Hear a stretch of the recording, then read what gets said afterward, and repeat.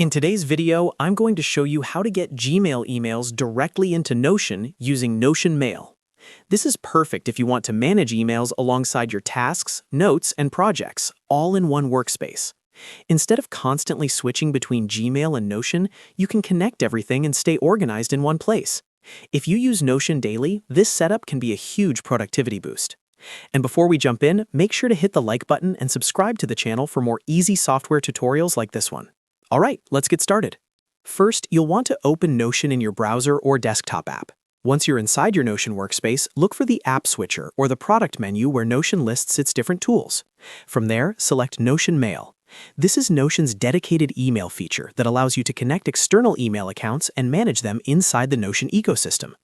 If this is your first time opening Notion Mail, you'll be guided through a quick setup process. After selecting Notion Mail, you'll be taken to the Notion Mail inbox screen.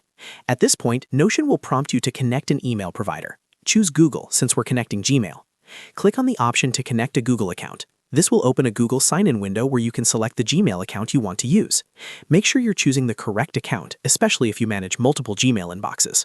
Once you select your Google account, Google will ask you to review the permissions that Notion Mail is requesting.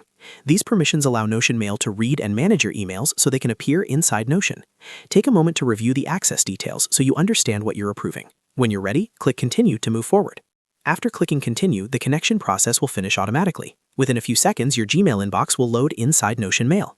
You'll now be able to see your emails directly in Notion, just like you would in Gmail. From here, you can read messages, organize conversations, and start linking emails to Notion pages, tasks, or databases, depending on how you use your workspace. One of the biggest advantages of having Gmail inside Notion is workflow integration. You can reference emails while planning projects, turn important messages into action items, and keep everything related to your work in one centralized system. This is especially useful for freelancers, founders, and teams who rely heavily on email communication. And that's it. You've successfully connected Gmail to Notion using Notion Mail. If this tutorial helped you out, make sure to hit the like button and subscribe for more Notion and productivity tutorials. Thanks for watching, and I'll see you in the next video.